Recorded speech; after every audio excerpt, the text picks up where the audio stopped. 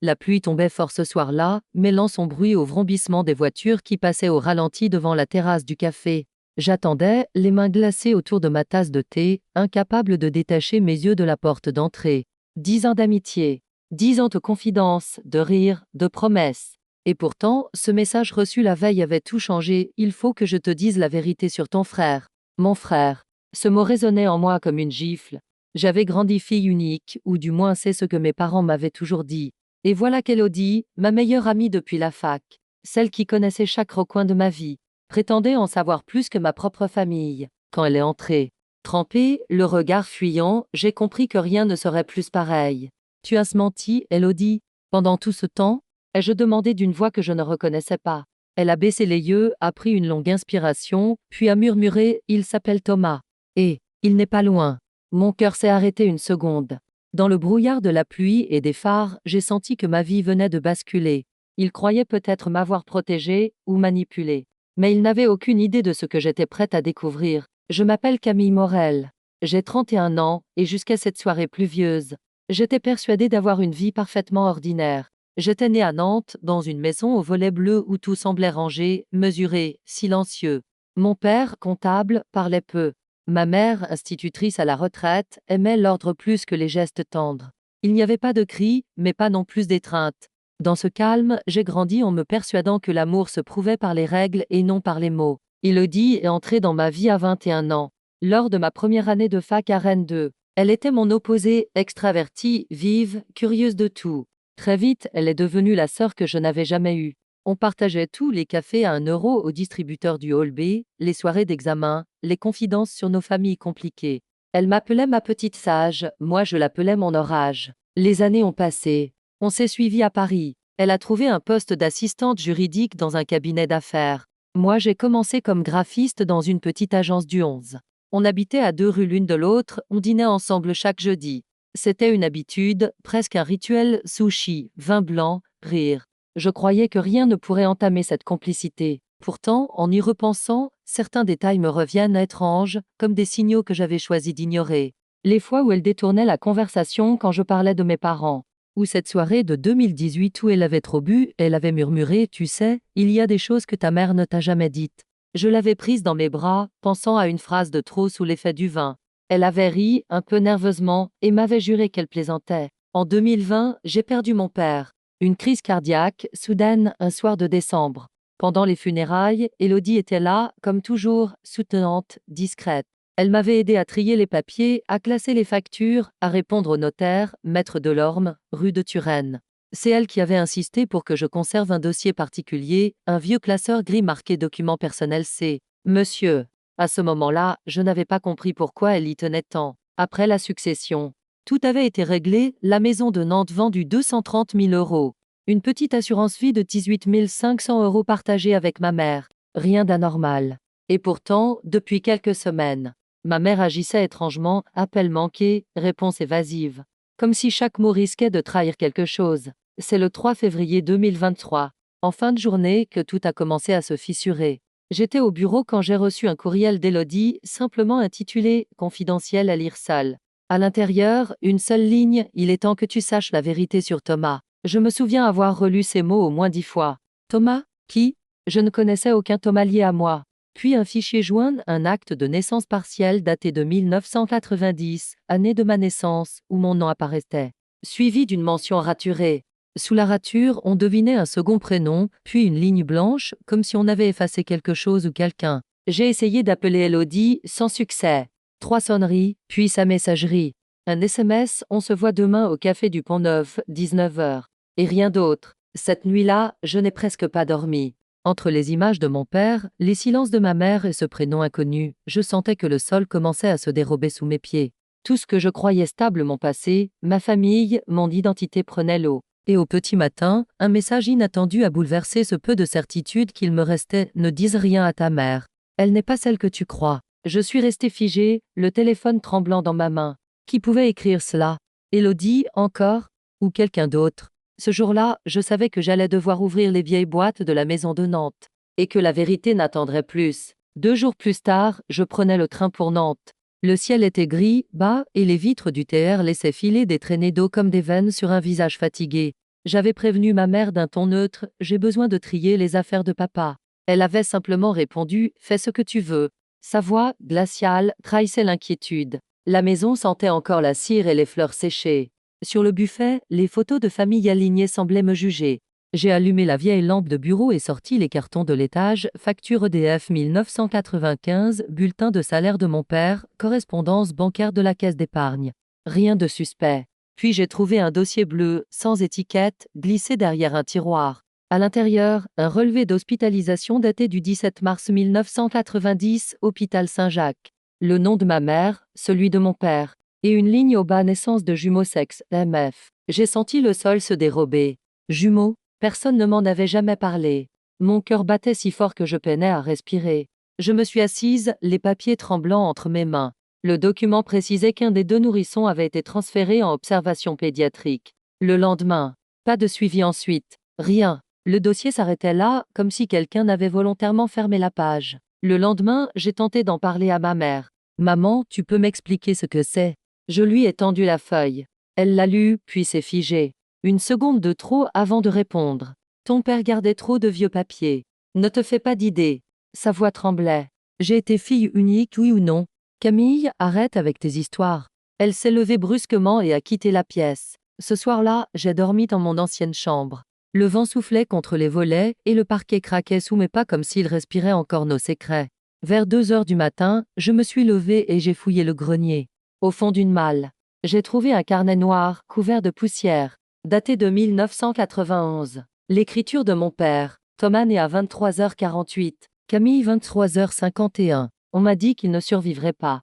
Mais j'ai vu ses yeux s'ouvrir. Je n'ai plus pu respirer. Thomas, le prénom qu'Élodie avait prononcé. Je l'ai refermé d'un geste brusque. Tout s'emboîtait, les silences, la distance de ma mère, l'insistance d'Élodie.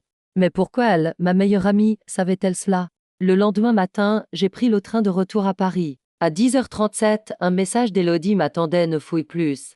On doit parler avant que quelqu'un te contacte. Le ton n'avait plus rien d'amical. J'ai senti la panique monter. Qui pouvait vouloir me contacter? J'ai alors pris rendez-vous avec Maître Delorme, le notaire de la succession de mon père. Rendez-vous fixé au jeudi 23 février, 15h30, rue de Turenne. Ce jour-là, il m'a accueilli avec un sourire bienveillant. Mademoiselle Morel, votre père avait effectivement un dossier annexe. Rien d'illégal, mais confidentiel. Il a sorti une enveloppe scellée au nom de Thomas R. Morel, né le même jour que moi. Nous n'avons jamais retrouvé cet enfant, m'a-t-il dit. Il a été confié à une famille sous ordonnance judiciaire. Je ne pouvais plus parler. Dans ma tête, une seule question, pourquoi Élodie? Comment pouvait-elle être liée à tout ça? En quittant le bureau du notaire, mon téléphone a vibré, un appel masqué. Camille? C'est lui. Il veut te voir. C'était sa voix. Celle d'Élodie. Qui? Thomas. Mon sang s'est glacé. J'ai levé les yeux vers le ciel d'hiver. Tout s'assombrissait. Si elle disait vrai, alors elle m'avait menti pendant 10 ans pour une raison que je n'étais pas prête à entendre. Et à ce moment-là, j'ai su que la prochaine rencontre allait faire exploser tout ce que je croyais savoir sur ma vie. Je me souviens de ce vendredi soir comme d'un film qui ne voulait plus s'arrêter. Le 17 mars 2023, précisément 33 ans après la date inscrite sur le dossier d'hôpital. Je m'étais rendue au parc Montsouris, lieu choisi par Élodie pour tout m'expliquer. Il faisait froid, mais je ne sentais rien. Juste cette tension électrique sous ma peau. Elle était là, debout sous un lampadaire, les mains enfoncées dans son manteau beige. Son visage semblait plus vieux, usé par des nuits sans sommeil. « Merci d'être venu », a-t-elle murmuré. « Dis-moi que ce n'est pas un autre mensonge. » Ai-je répondu. Élodie a sorti une enveloppe de son sac. À l'intérieur, une photo Polaroid jaunie, datée de 1991. 2 bébés dans une couveuse. Sur la bordure, une inscription à la main Thomas et Camille Saint-Jacques. C'est ton frère, Camille. Et je le connais depuis toujours. J'ai senti mon estomac se contracter. Comment ça, tu le connais? Parce qu'il a grandi dans ma famille. Mes parents l'ont adopté. Les mots ont traversé l'air comme une lame. Tout s'est brouillé autour de moi, les lampes du parc, la pluie fine, les pas des passants. Tu veux dire que ton frère? Oui, Thomas, c'est Julien. Julien, son frère cadet. Celui que je voyais souvent, celui avec qui j'avais partagé des dîners, des vacances, des souvenirs anodins. Tu m'as fait côtoyer mon frère sans me le dire. Pendant 10 ans. Elle a hoché la tête, les larmes aux yeux. Mes parents avaient peur que la vérité te détruise. Et puis, ton père. Il voulait que tu sois protégée. Je n'entendais plus rien. Seulement le battement lourd de mon cœur. Je me suis éloignée sans un mot, laissant l'enveloppe tomber sur le gravier mouillé. Les jours suivants furent flous. J'allais au travail sans comprendre ce que je faisais. Les mails s'empilaient, mes collègues chuchotaient. Une semaine plus tard, un courriel est arrivé dans ma boîte pro de Julien. Morel Protonmaille. Comme objet, on doit parler. Il avait signé avec un nom que je ne lui connaissais pas. Nous avons échangé quelques messages. Il voulait me voir, seul. Il disait avoir des preuves sur ce qui s'était passé à notre naissance. J'ai accepté. Rendez-vous fixé au 25 mars, 14 h, à la bibliothèque François Mitterrand. Je me souviens avoir porté un manteau noir, celui que mon père aimait. Julien était déjà là, assis au fond d'une salle de lecture, un dossier devant lui. Il s'est levé, hésitant. « Je ne sais pas par où commencer », a-t-il dit. « Par la vérité. » Ai-je répondu. Il a ouvert le dossier. Dame copie d'acte, des lettres, une reconnaissance de dette datée du 2 avril 1991, signée de la main de ma mère. Elle avait reçu 30 000 francs à l'époque d'une certaine famille durant les parents d'Élodie. Tes parents biologiques ont demandé de l'aide financière après l'accouchement. Ma mère a proposé d'adopter l'un des enfants. Tout s'est fait sans procédure officielle, dans le secret. Je tremblais. Et mon père? Il ne voulait pas. Il a écrit plusieurs fois au tribunal pour contester, mais ta mère a fait croire qu'il acceptait. Julien m'a tendu une clé USB. Tu trouveras dessus les copies des lettres. Et une note de ton père avant sa mort. Il avait découvert que tu ignorais tout. Je l'ai regardé. Ce visage familier, que je croyais connaître depuis toujours, était le mien en miroir. Même regard gris, même manière de froncer les sourcils. Pourquoi Élodie ne m'a-t-elle rien dit? Il a baissé les yeux. Elle m'a promis qu'elle le ferait un jour.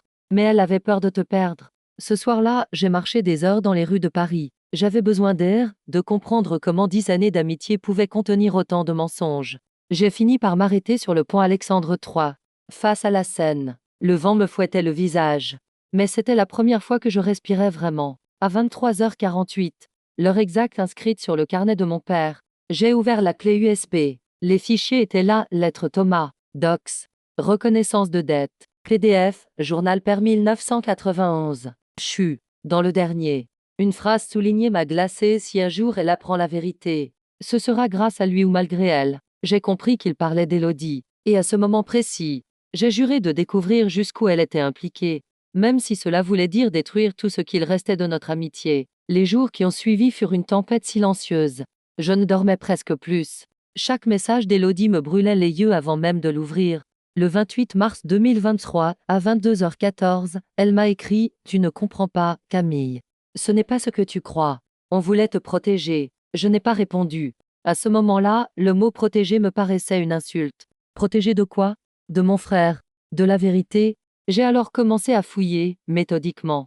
J'ai copié les fichiers de la clé USB, croisé les dates, cherché les traces dans les archives publiques. Tout se tenait, l'adoption illégale, le transfert d'hôpital, les paiements enregistrés par le Crédit agricole de Loire-Atlantique. Ma mère avait ouvert un compte le 25 mars 1991 au nom d'un tiers bienfaiteur. Chaque nouvelle preuve ajoutait un poids à ma poitrine.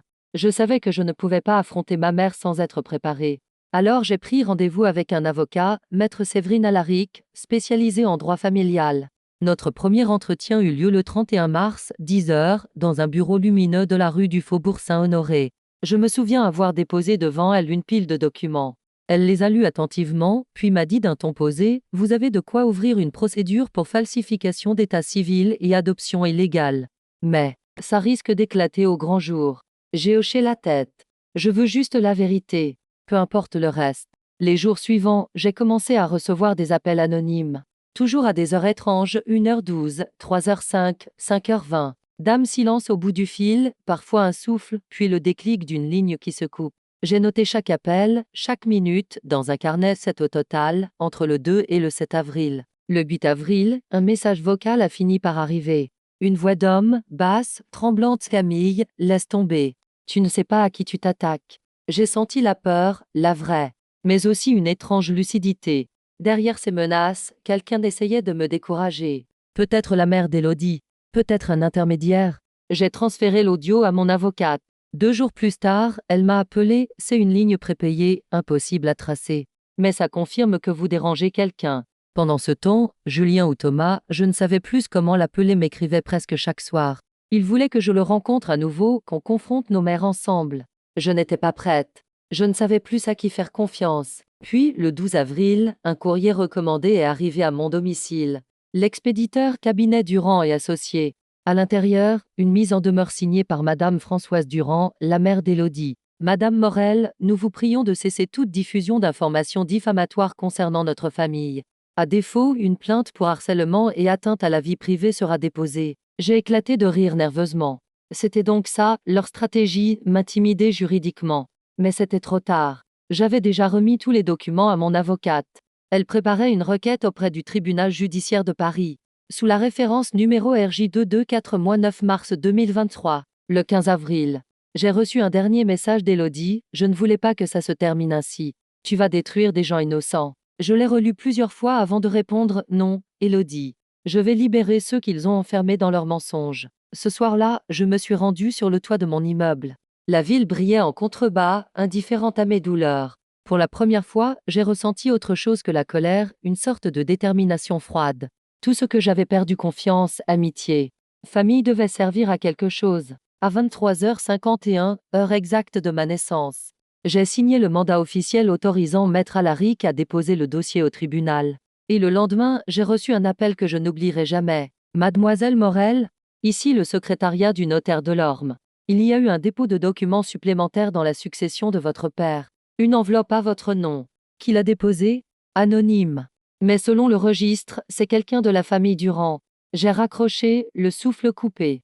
La vérité approchait, et cette fois, elle allait éclater sous la lumière des néons d'un bureau de notaire là où plus personne ne pourrait la nier. Le 20 avril 2023. À 14h58, je franchissais à nouveau la porte du cabinet du notaire maître Delorme. L'air sentait le cuir, le café froid et les papiers anciens. J'avais cette impression étrange d'être à la fois la même et une autre plus droite, plus dure, presque étrangère à moi-même. Sur le bureau, une grande enveloppe craft portait mon nom, écrit à la main, pour Camille. Quand elle saura. Delorme me regardait avec ce calme professionnel qui cache souvent la curiosité. Cette enveloppe a été déposée il y a 3 jours par un homme d'une quarantaine d'années. Il n'a pas laissé son identité. Puis-je l'ouvrir? Bien sûr. À l'intérieur, il y avait plusieurs documents reliés par un ruban bleu. Le premier était une lettre manuscrite signée de la main de mon père. Si tu lis ceci, c'est que tu as trouvé ton frère. J'ai essayé de réparer, mais la loi m'en a empêché. Ne leur en veux pas trop, mais ne te tais plus. Mes doigts tremblaient. Derrière la lettre, un acte de reconnaissance de paternité datait du 5 avril 1991, où figuraient nos 2 prénoms Camille et Thomas Morel inscrits côte à côte. Delorme leva les yeux. C'est un document original. Votre père avait tout préparé. Il comptait le rendre public à sa retraite. Il ne l'a jamais pu, n'est-ce pas? Non. Votre mère s'y est opposée formellement. Elle a invoqué des raisons psychologiques pour protéger l'enfant survivant. Je n'ai rien répondu. Dans ma tête, tout s'alignait. La peur, la manipulation, le silence d'une mère qui préférait le mensonge à la honte. Delorme me rangea les papiers dans une pochette et me tendit un double. Vous avez 2 options, entamer une procédure de rectification d'état civil, ou garder le secret. J'ai respiré lentement. Je ne me tairai plus. En sortant du bureau, j'ai envoyé un message à Élodie, je sais tout. Demain, 19h. Chez moi. Sans excuse, sans mensonge. Elle a répondu presque aussitôt, d'accord. Le lendemain soir, je l'attendais dans mon appartement, les documents étalés sur la table basse. À 19h07, on a frappé. Elle est entrée sans un mot. Ses yeux étaient rouges, son visage tiré. Alors c'est vrai. Tu as tout retrouvé. Dit-elle. Oui, et j'aimerais comprendre pourquoi. Pourquoi toi? Pourquoi ce rôle? Elle s'est assise lentement. Parce que ma mère m'a forcée. Elle m'a dit que ton père avait abandonné ton frère, que ta mère était trop fragile pour gérer 2 enfants. Elle voulait éviter un scandale. Et toi, tu n'as jamais douté? Tu m'as regardé pendant 10 ans en sachant que ton frère était le mien. Elle a éclaté en sanglots. J'avais peur de te perdre. Julien t'aimait tellement, comme une amie, comme une sœur sans le savoir. Tu aurais tout détruit si tu l'avais su. Le silence qui a suivi était lourd, presque insoutenable. Je me suis levée et ouvert la fenêtre. Paris vibrait au loin, indifférente à nos ruines. Ce que vous avez détruit, Élodie, ce n'est pas notre amitié. C'est ma confiance en tout. Elle a voulu s'approcher.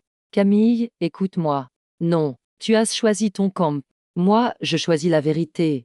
Je lui ai tendu la copie de la reconnaissance de paternité. Je vais tout révéler, officiellement. Et ton nom apparaîtra aussi dans les pièces. Elle a pâli. Tu ne peux pas faire ça. Tu vas ruiner ma famille. Ta famille a volé la mienne.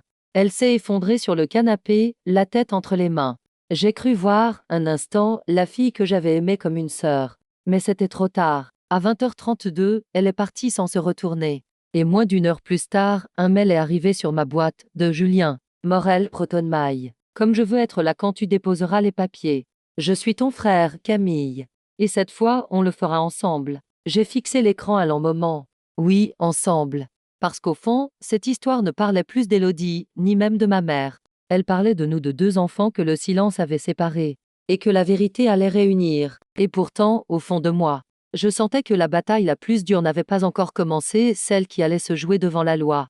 Devant nos mères, devant le monde. Le 27 avril 2023, à 9h15, je franchissais pour la première fois les portes du tribunal judiciaire de Paris. Julien marchait à mes côtés, silencieux. Son regard était tendu, mais il tenait ma main avec cette force calme qui disait plus que les mots.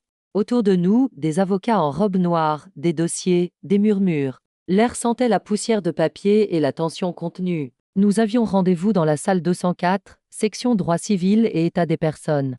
Mon avocate, maître Alaric, m'attendait déjà, un dossier rouge épais sous le bras. Elle me fit signe d'avancer.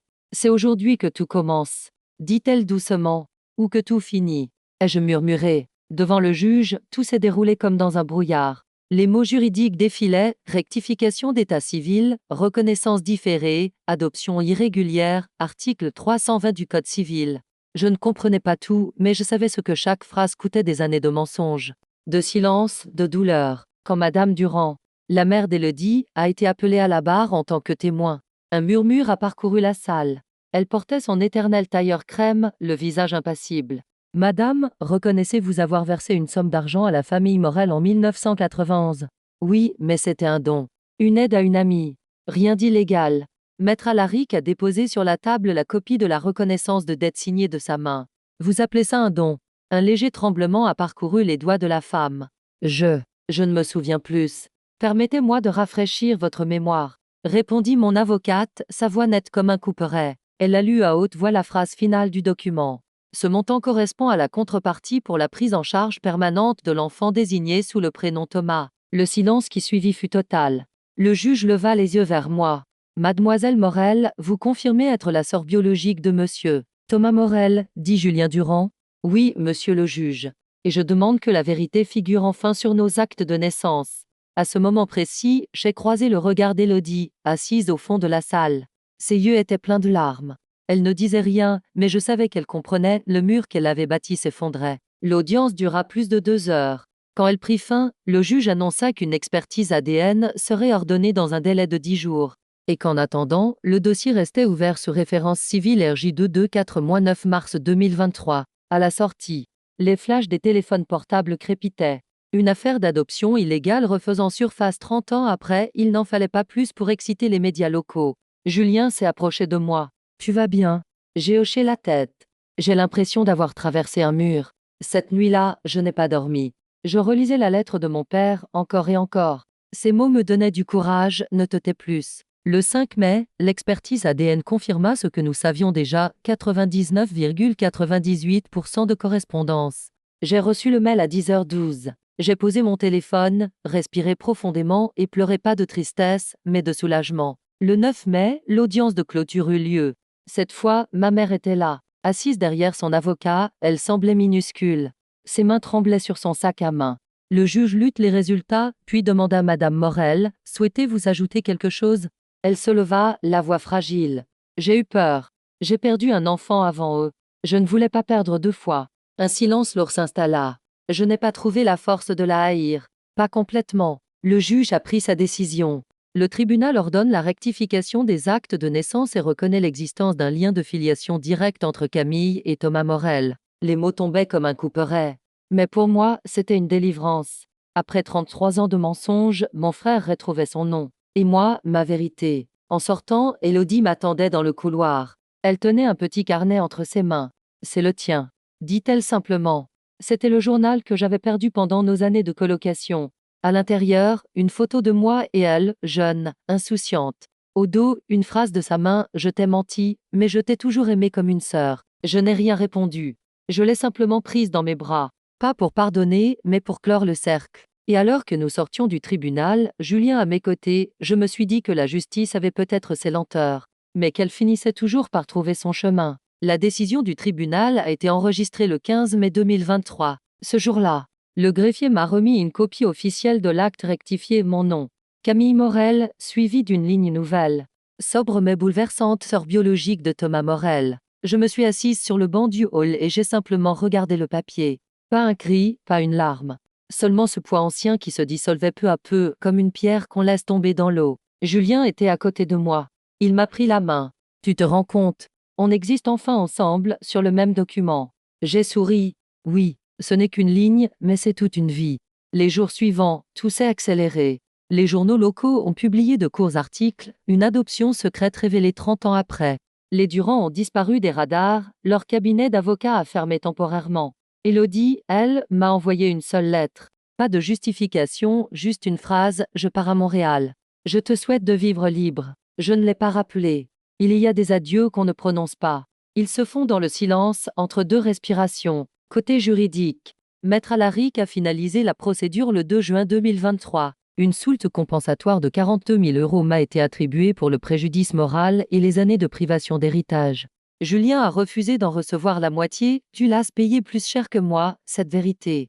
Je me suis installée dans un petit appartement à Montreuil, lumineux, avec vue sur les toits. J'y ai accroché la photo Polaroid des 2 bébés, restaurée et encadrée.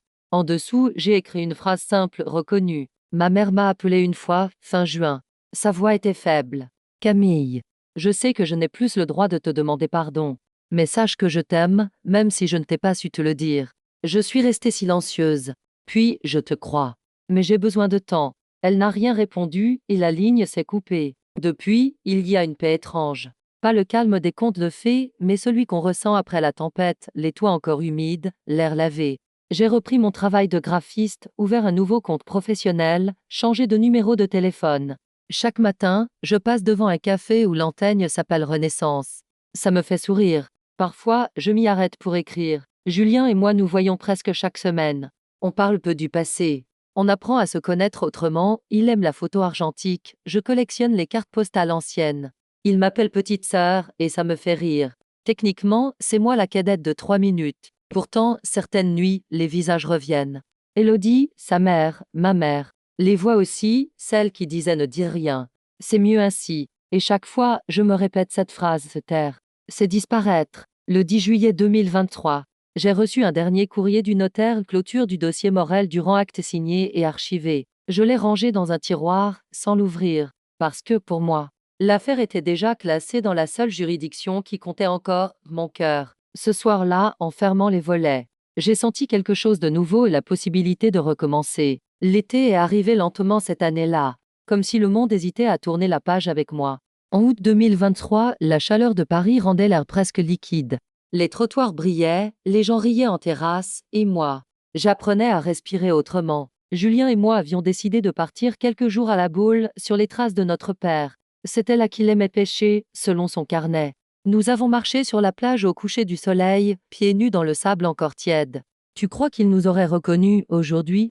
Demanda Julien. Oui, ai-je répondu sans hésiter. Il nous aurait regardés comme deux promesses enfin tenues. Le soir, à l'hôtel, je me suis surprise à relire sa dernière lettre. Les mots semblaient plus doux qu'avant, comme s'ils s'étaient apaisés eux aussi, ne leur en veux pas trop, mais ne te tais plus. Je crois que j'ai fini par comprendre.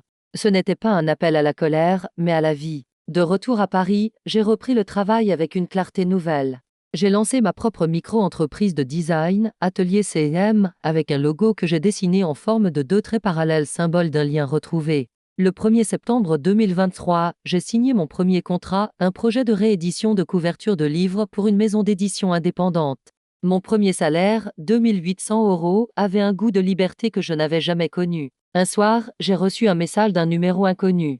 Une photo. Élodie, debout près d'un lac au Canada. En dessous, une phrase « Je t'ai suivi de loin ». Tu as bien fait de tout dire. Je n'ai pas répondu, mais j'ai gardé la photo. Elle m'a rappelé que la vérité, même lorsqu'elle blesse, laisse parfois des ruines fertiles. Ma mère, elle, a fini par m'écrire aussi. Une carte postale, datée du 8 septembre, avec une photo de la maison de Nantes, j'ai repeint les volets bleus. Si tu veux passer un week-end ici, la chambre t'attend. Je l'ai posée sur le réfrigérateur. Peut-être qu'un jour, je prendrai ce train. Pas pour réparer, mais pour regarder le passé sans colère. Julien a commencé un reportage photo sur les fratries séparées à la naissance.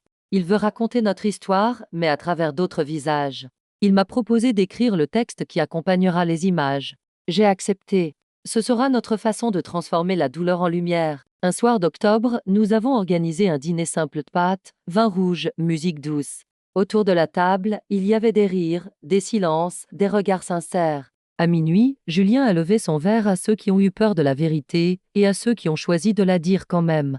J'ai souri. Le passé n'avait plus d'emprise. La vie reprenait, imparfaite mais vraie. Et chaque fois que je passais devant le tribunal, j'avais cette pensée étrange, on entre là-bas pour chercher la justice. Mais parfois, on en ressort juste pour se retrouver soi-même. Aujourd'hui, 1 an a passé depuis ce jour où tout a éclaté. Il m'arrive encore de repenser à cette première soirée au café, à la pluie, au tremblement dans la voix d'Élodie. Je revois les visages, les papiers, les juges, les mots qu'on ne peut plus se reprendre. Et pourtant, ce qui reste n'est pas la colère. C'est un silence doux, presque apaisant le silence de ce qu'on a enfin compris. J'ai longtemps cru que la vérité détruisait tout, qu'elle laissait derrière elle un désert. Mais la vérité, en réalité, ne détruit que ce qui était bâti sur le mensonge.